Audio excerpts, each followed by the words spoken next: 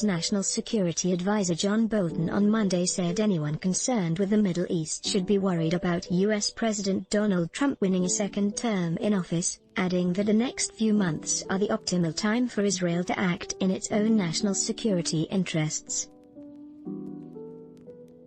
Bolton told Israel's Army radio he believed Trump's decision to withdraw from the landmark nuclear deal in 2018 was made for a domestic audience, which is why Israel should be concerned about what could happen in a potential second term when he is no longer seeking re-election. Trump is motivated much more by domestic American politics, which is why if it turns out he is re-elected in November, we don't know what he is going to do once he is freed from electoral constraints, Bolton said. Which is why anyone who is concerned about what happens in the Middle East should worry about what happens in a second term. Get the Times of Israel's daily edition by email and never miss our top stories. Free sign up when asked whether Trump's potential re-election would be a blessing for Israel or put the country in danger, Bolton said he didn't think that either Trump or Democratic challenger Joe Biden would be a good for Israel. In this file photo taken on April 9, 2018, U.S. President Donald Trump shakes hands with National Security Advisor John Bolton during a meeting with senior military leaders at the White House.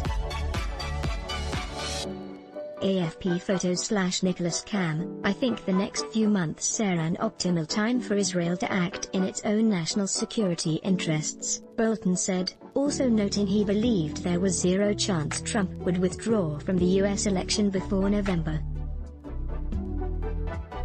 Bolton was also questioned about a series of unexplained explosions at sensitive sites in Iran, which some have speculated could be part of a sabotage campaign engineered by Israel or another Tehran foe. I don't claim to have any special knowledge as to how these various events happened. They seem clearly aimed at the Iranian nuclear and ballistic missile programs, Bolton said. I think whoever is doing it, they have my complete support. Maybe it's dissidents inside Iran, maybe with outside support, maybe a combination. However, the former U.S. National Security Advisor cautioned against being sure that the July 2 explosion at the Natanz nuclear facility had set the program back 1.5 or 2 years, as some have suggested.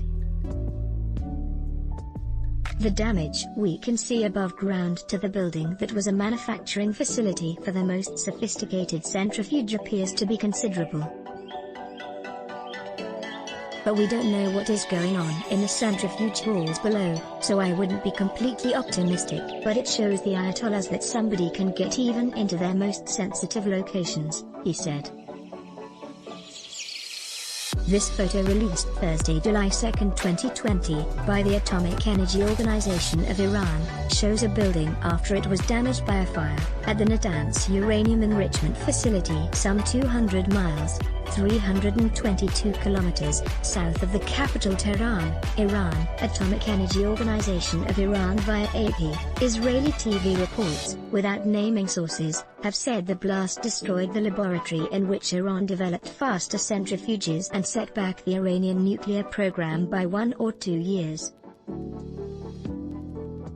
An unnamed Middle Eastern intelligence official told the New York Times Israel was behind the explosion. The explosion and fire, however, did not strike the underground centrifuge halls where thousands of first-generation gas centrifuges still spin, enriching uranium up to 4.5% purity. The U.S. abandoned the Iran nuclear agreement in 2018, imposing sanctions on Iran and sparking a steady rise in tensions between the two countries.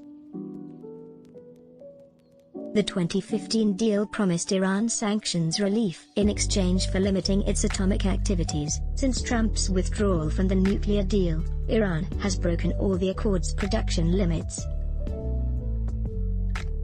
Bolton was forced out of the advisor position by Trump last September, and late last month released a tell-all book about his time at the White House titled The Room Where It Happened. Trump's administration had sought to halt publication of Bolton's book, but a U.S. judge refused to block its release, saying it was too late for a restraining order. U.S. President Donald Trump's senior advisor and son-in-law Jared Kushner, writes, meets with Prime Minister Benjamin Netanyahu at the Prime Minister's office in Jerusalem, on June 22, 2018. Matty Stern, U.S. Embassy Jerusalem/Flash90, Bolton's book revealed that Trump gave Netanyahu the green light to attack Iran, and that Netanyahu had reservations about Trump's son-in-law Jared Kushner as the architect of the White House peace plan. Bolton also claimed in the book that Netanyahu tried numerous times to speak with Trump to implore him not to meet with Iran's foreign minister on the sidelines of the 2019 G7 meeting in France, but Kushner blocked the calls, a move Bolton said he disagreed with. I think it shows the danger when you have somebody who is not in a regular organization in power like that. It is always a danger with family members in senior position, Bolton said Tuesday, referring to Kushner. I thought Netanyahu should be heard. Bolton on Tuesday also discussed Netanyahu's efforts to unilaterally annex settlements in the West Bank and the Jordan Valley, some 30% of the territory, which have apparently stalled amid internal wrangling and a lack of a green light from Washington. I think there is obviously disagreement.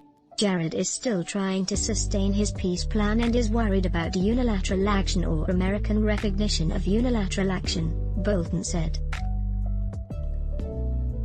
Personally, I would go ahead and do it, but I'm not there to give that advice anymore.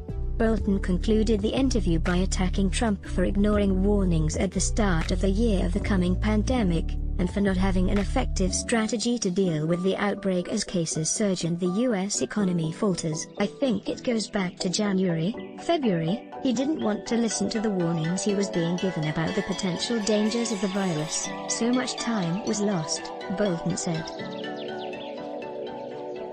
I don't think even to this day he has an overall strategy with the pandemic, and I think as it is becoming clear as we get resurgences in different states and the economy begins to stutter, he just doesn't know what to do.